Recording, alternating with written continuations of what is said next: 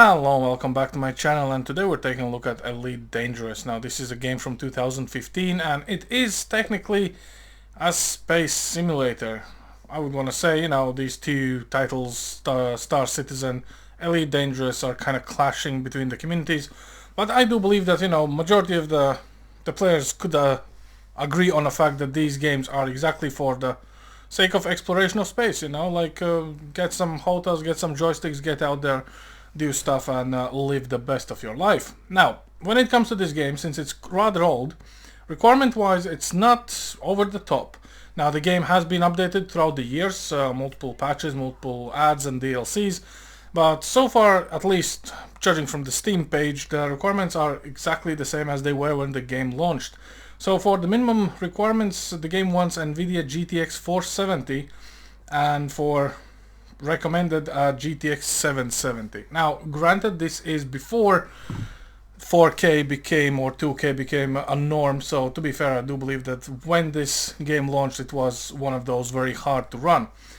Nevertheless, I'm not too well versed in Elite Dangerous. I do have it and somehow I never really got around playing it. I mean, I kinda did, but then I didn't. Yeah, you get the point. So what we're gonna do is actually take this game for a spin, max it out, and see what sticks with the 4070 Ti and an i5. So going for the graphics, we're going with a 4K native, full screen, no vertical sync, no frame rate limit, and the shader preparation on startup, I think you can probably turn it off, it only does it once anyhow. For the quality, we're going with a custom because I am quite confused in regards to VR. Obviously the game does support VR stuff, but yeah, I guess, I don't know, there's no big difference between the Ultra and Custom, because when you expand this tab, what I've done, I've set up everything on the highest value, which the Ultra setting does not do for you, which is kind of weird. What it does, it changes the anti-aliasing from FXA to SMA, which honestly is kind of, you know, potato, all things considered. Everything else is exactly the same. Terrain work is usually in the middle, and the field of view is somewhere in the middle as well. So I cranked the field of view. I'm not sure about the terrain, because obviously you can land on planets and stuff like this, but I guess we just need to get to a planet first. Since I never played this game, we're gonna start off with the tutorial, and there's a good reason for that. Number one, tutorial takes place in a space station as the tutorial progresses, and it teaches you how to fly. And in space, since there's nothing much around, because it's space, the frames will be higher anyway. So I think starting in a space station is kind of a good idea, I think. So MSI is on the right hand side this time, because left hand side will be taken up probably with everything that I need to do during the tutorial, and I won't be able to see it. So yeah, you guys keep an eye on those frames, and let's start and see where we get with this, because I think this is gonna be a good one. Now, no, when it comes to the space sims, Elite Dangerous is kind of very well known. Yeah, here we are. Welcome to Morton Dock. Make yourself comfortable while we finish some preliminary ship checks. My name's Theo Acosta, and I'll be running your Pilots Federation evaluation. Most pilots assigned to me earn their license, so as long as you follow my instructions, you'll be a commander in no time. Oh, and before you ask, I may sound like an Imperial, but I'm actually from an independent system. Some interesting building there, okay. The basics of flight control, combat, and frameshift drive use. This Sidewinder has been installed with a specialized computer that'll take control at certain points. Mostly you'll follow a series of objectives to guide your actions. These are shown in the info panel at the top right of the head-up display. Okay, you're good to go. Select auto launch from the options ahead of you when you're ready. Select auto launch. Okay, that's... there you go. Ship release confirmed. Auto launch sequence underway. The beauty of auto launch is that you can relax and enjoy the view.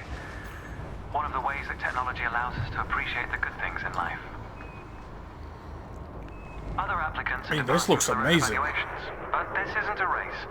Each of the coming stages can be completed at your own pace. So For pulling 5, almost 6 gigs of video memory and 8 of RAM, it looks fantastic. What the hell? Damn. Okay.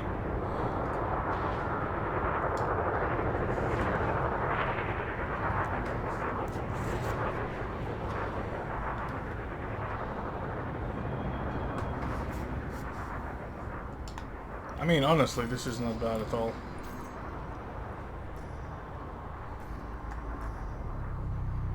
Yeah, this will definitely get will require getting used to, but so far this doesn't make too much sense to me, to be fair. But then again, this is one of those games where you actually need to pay attention, which I'm kinda unable to do sometimes, you know. Remarkable, isn't it?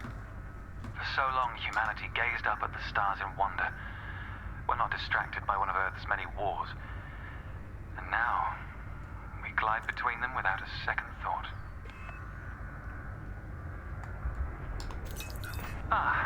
Here we are. Your first task is to demonstrate basic ship movements. A ship's trajectory is primarily controlled by pitch, yaw, and roll. Perform each of these now. Okay.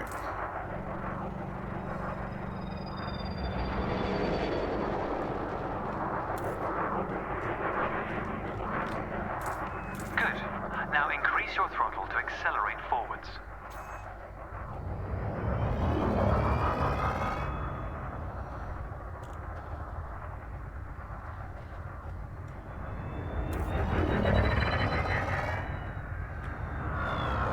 Decrease the throttle to resume a stationary position. Your throttle can also be pulled back from 0 to engage reverse thrust. Oh, look at this. Reverse parking.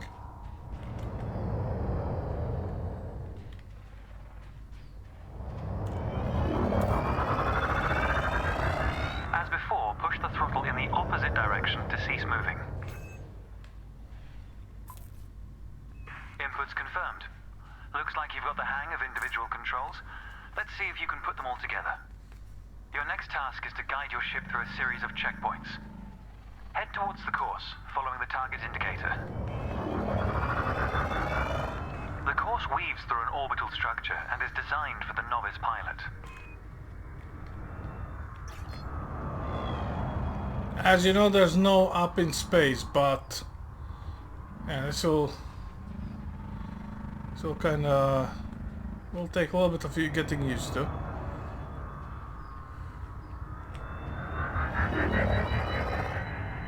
Accelerate through the first checkpoint when you're ready to start. Now you are giving me way much more credit than I would do myself, but okay. Fly through the center of the first checkpoint. You'll notice that they change color as you fly through them. Yeah, this kind of wants a joystick. Mouse control is a little bit all over the place, but hey. So I think I need to invert them slightly so down is up and up is down. And hey, well, just slowly does it, right? We should probably begin soon. Move? Never mind. You've got it. And we're off. There's no time limit, so maintain a comfortable speed while you familiarize yourself with the controls. Yeah, we're getting there. It's fine. Don't suppose we have emergency braking anywhere, but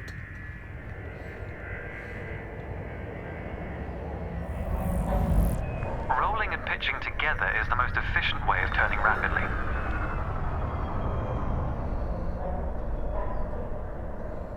says who?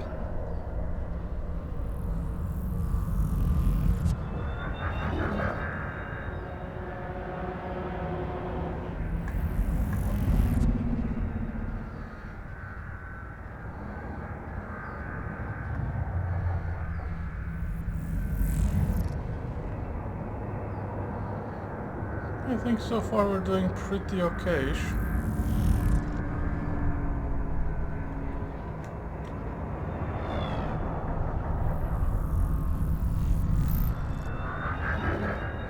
I can just imagine how the combat is gonna be in this game. Oh man. Oh man. I would need to run this course like 7 more times. Angle and speed of your approach. See the blue marker beside the throttle gauge? This indicates the optimum turning speed.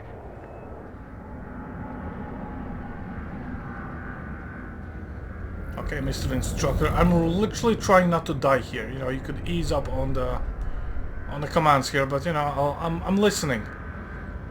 It's just I'm kind of new to this space stuff. Okay, like cut me a slack. I know it's easy for you, but bro, chill.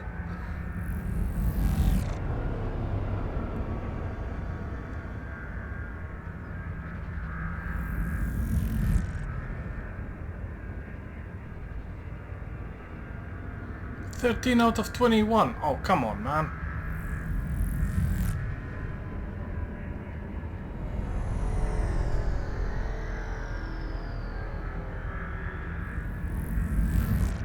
You're approaching a particularly sharp turn, so I advise slowing down to prevent any mishaps.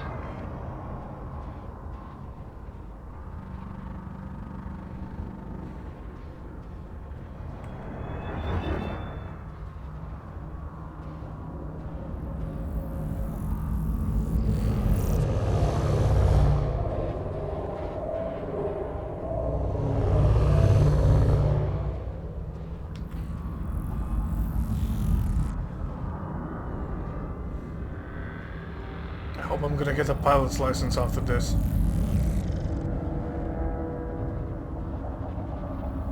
Probably not, but I kind of feel like I deserve it. For not crashing yet.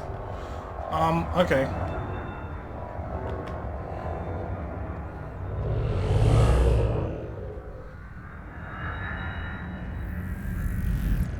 Your ship's boost function greatly increases your speed, but use it wisely. Tab to boost. Oh. Hello. That is pleasant. That's the last checkpoint. The Sidewinder is an agile craft, and you handled it well. Well, thank you, I guess.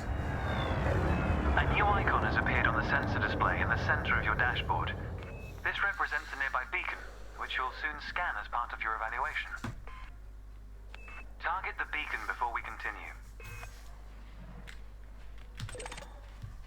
You're going to use your ship's data link scanner to analyze the beacon, but you need to deploy hardpoints first. Good. Most external modules are installed on hardpoints, including weapons. Control is back with you.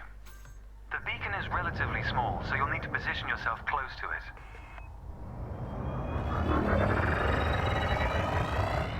Watch your speed here. We intend to scan the object, not become one with it. Oh, I see, okay. You can scan the beacon now. Go back.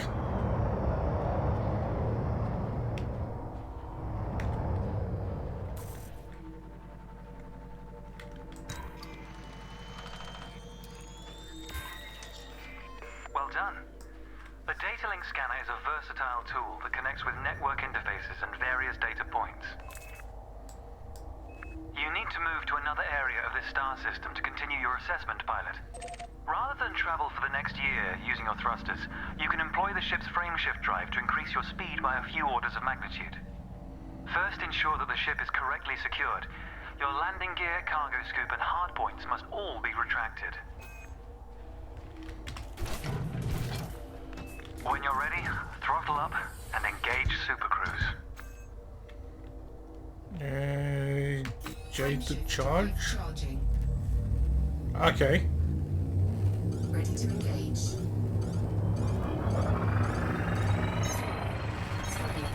2, 1, engage. I mean, damn. All readouts look good. You're now accelerating towards a velocity comparative to the speed of light, measured in C. Supercruise is used to navigate within a star system, allowing you to cover significant distances in minutes. Usually you'll retain control in Supercruise, but on this occasion your ship's computer is following a preset path. Okay, you know, I like my cruise control. Familiarize yourself with a couple of the cockpit panels available to you. In the top left of your HUD is the comms panel, which displays pilot communications and contacts across several channels. The top right is your info panel. Entries here mostly relate to your ship's status, computer messages, and events happening around you. Ah, there we go. Welcome to Lightspeed.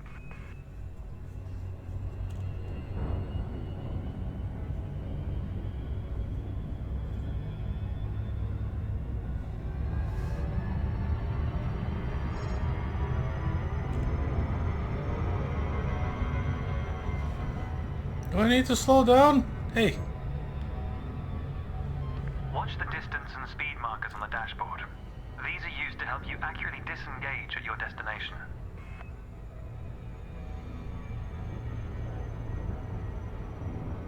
Your next lesson will introduce the basics of combat. Several static and mobile targets will be provided around a decommissioned megaship. We'll also cover some situational information about weaponry and target tracking. And yes, you'll get to shoot those weapons you saw earlier.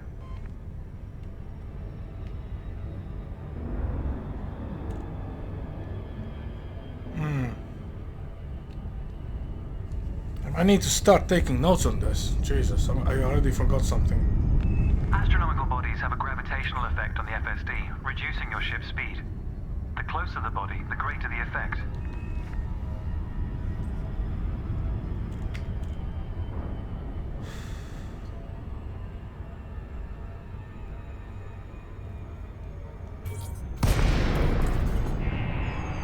The frameshift drive is disengaged. Welcome to the combat zone. Before you start shooting, however, try analyzing the megaship with a data link scanner.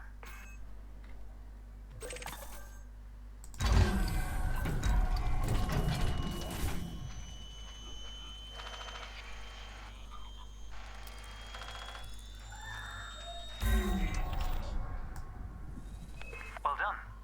It's often worth scanning objects you're unfamiliar with to learn more about them.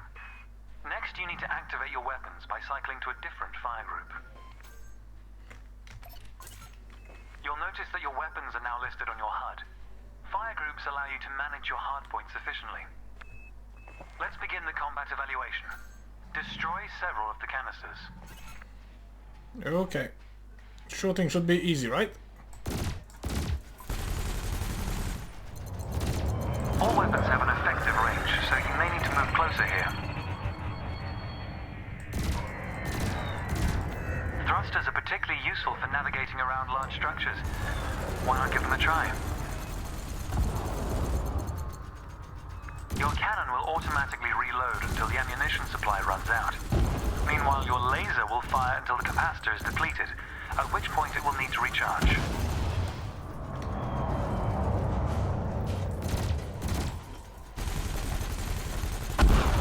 Quota achieved. Let's dial up the challenge a notch, shall we? An unmanned craft has arrived nearby. These drones are used by the Pilots Federation as target practice, and they're quite harmless. To continue, bring the craft into your sights and open fire.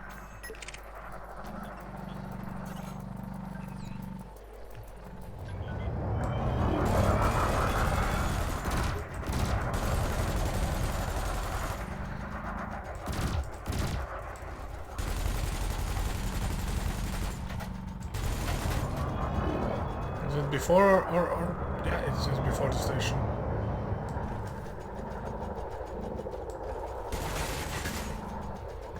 Damn, it's small.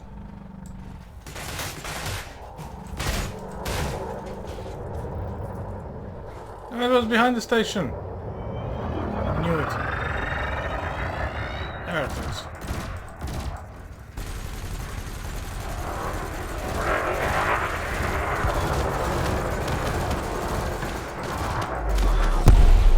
Target destroyed. Nice work. You may have noticed that multi-cannons are effective against unshielded targets. Another craft has arrived.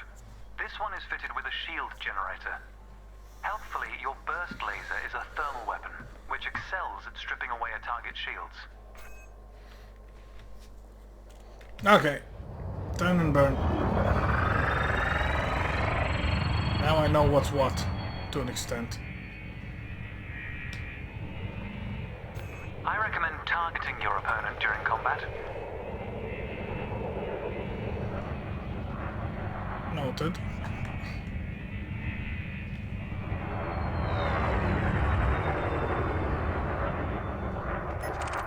Notice how your reticules move towards your target. Your ship's gimbaled weapons offer a degree of aiming assistance.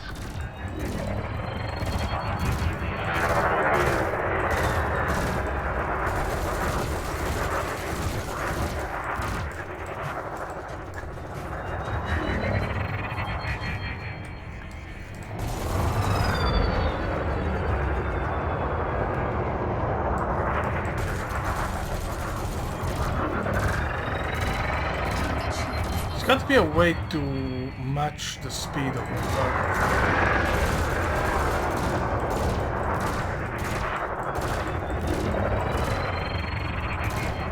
Because I'm literally overshooting it. Not even with a weapon.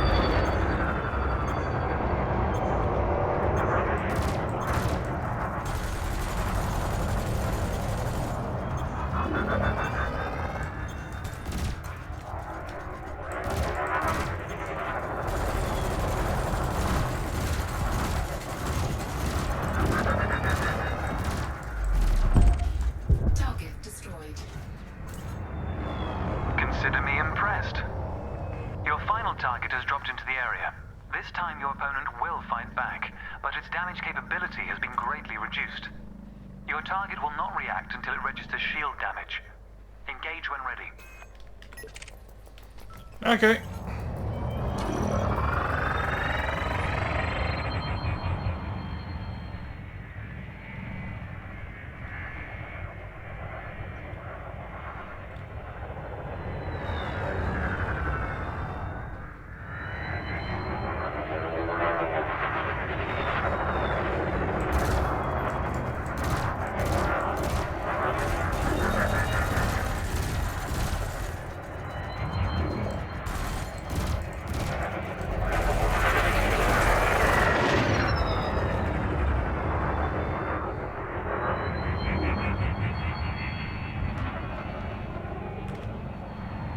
You go.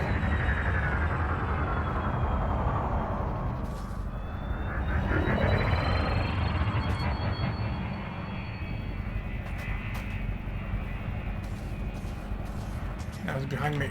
Okay, U-turn.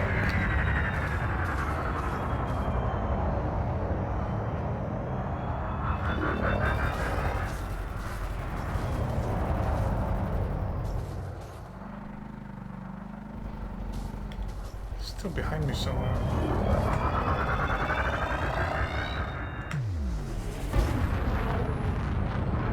Let's go wide a bit with the boost. There's...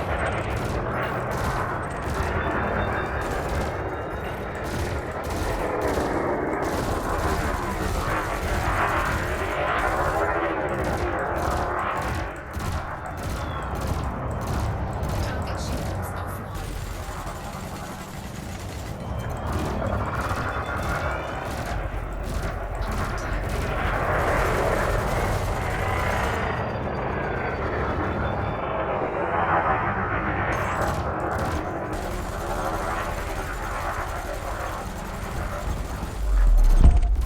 Target destroyed. There we go. That was the last target.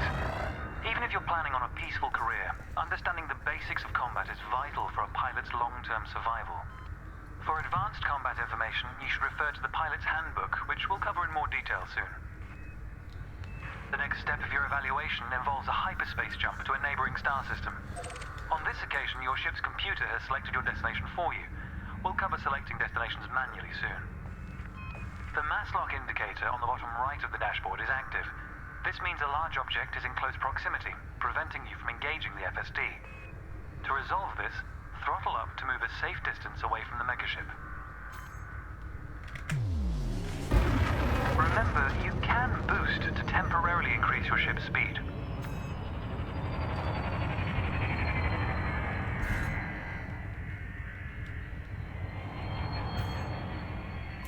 The mass lock indicator has gone out.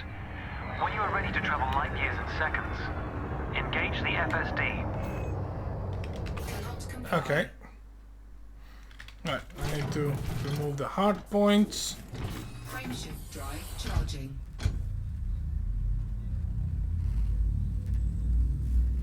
Am I doing it right? Yes. Something is happening. Ready to engage. 4,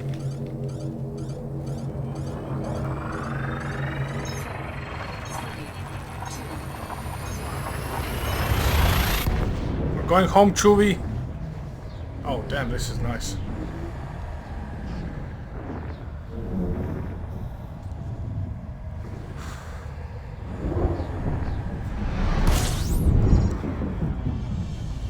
That's not good, that's a sun.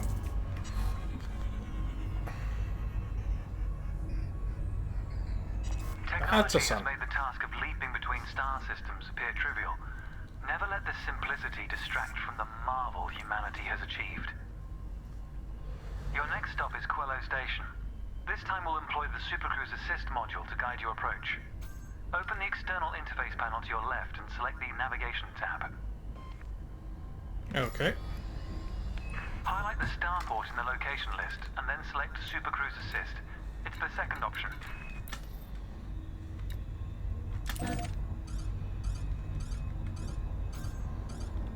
Did I do it? With the destination selected, throttle up and aim towards your target. The compass to the left of the sensor display will help you orient yourself. Good. Your ship is now bound for Quello Station.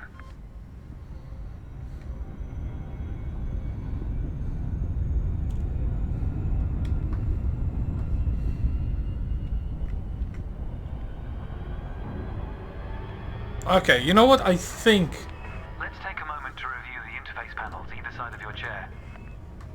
The external panel is primarily used to interact with the galaxy around you. For example, you can access maps, display contracts, and review nearby objects. Meanwhile, the internal panel displays information about you and your ship. You can adjust module functions, check your records, and access the codex, among other things. Galactic powers. Trade rank is penniless. CQC rank is helpless. Ah, come on, game. You did not have to burn me like this. Okay. New pilots often wonder what their first step into the galaxy should be. The pilot's handbook is a great source of help in this regard. It details a variety of professions and how to outfit your ship for them. The handbook also offers advice on various ship functions that aren't covered in this evaluation. You can find the pilot's handbook in the codex, accessible on the home screen via the internal interface panel. The trails moving around you are FSD wakes. Your ship is also emitting one. The position of each correlates with their respective sensor display icons. In a moment, we'll be going through the docking process. This will cover docking permissions and a standard landing pad approach. Docking permissions. Okay. I mean, to be fair, this is a little bit engaging. I actually forgot to look at the frames. I hope you guys are looking at them through my trial and error.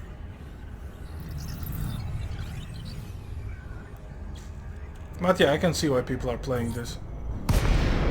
Oh, damn. Welcome to Quello Station. This is the final stretch. You'll dock here shortly, but I'd like you to position your ship near the starport's access corridor first. Starports are the backbone of humanity's operations throughout inhabited space. They provide mission boards, the commodities market, a number of specialized contacts, and various ship facilities. Most pilot business is conducted via the Starport Services interface. I recommend familiarizing yourself with this screen when docked.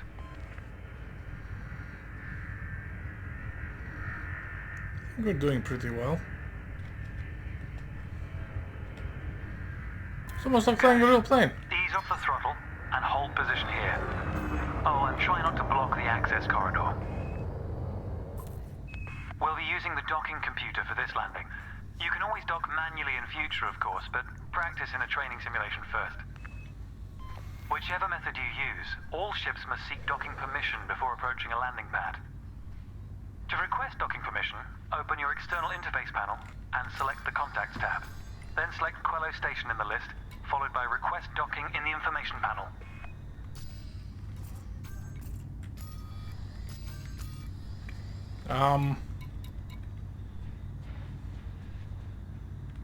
Q. There we go. Yes. Docking permission authorized. Docking assist has been engaged. You've been assigned landing pad 3. The compass will point towards your designated pad. Ships need to be within 7.5 kilometers of a starport for a docking request to be considered. And games like this definitely wants me to get some joysticks, to be fair. At least one joystick, and I'm not saying two, but at least one. I mean, because obviously you're using a keyboard a lot, but... Man. Yeah, not surprised people are building whole simulation cribs, you know, stuff like this. Setup for stuff like that, yeah. And to think this game is literally, what, 10 years old? Well, technically 9, but still.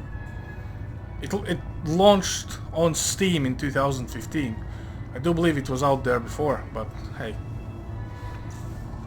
It might be a couple years here or there, but nevertheless. And yeah, performance-wise, Docking computer will now it's demonstrate absolutely a fine. safe landing procedure. Let's review what it's doing. Landing gear must be deployed.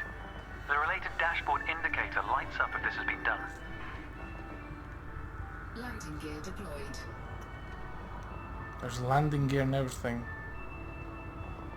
Wow, okay. We would like to remind all commanders... In a moment, the sensor display will switch to the precision approach display, which helps you accurately set belly down on the landing pad.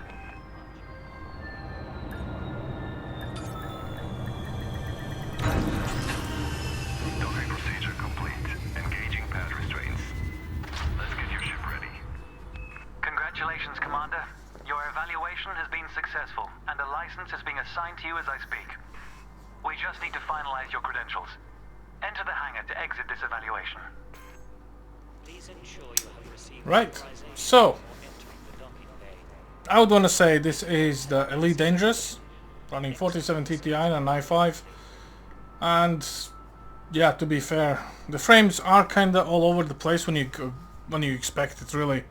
Out in a space, very little things to render, obviously, so frames are higher, but even within a station like this, we're hovering above 100 frames, and I don't know, you guys tell me if this game needs more than 100 frames at any given time, but I guess it might help in combat if you're really like going for combat scenarios, but yeah, just for flying around and trying not to crash into things, I think it's absolutely fine. Anyhow, that's all I have for you guys today. Thanks for watching, and I hope to see you next time. Over and out.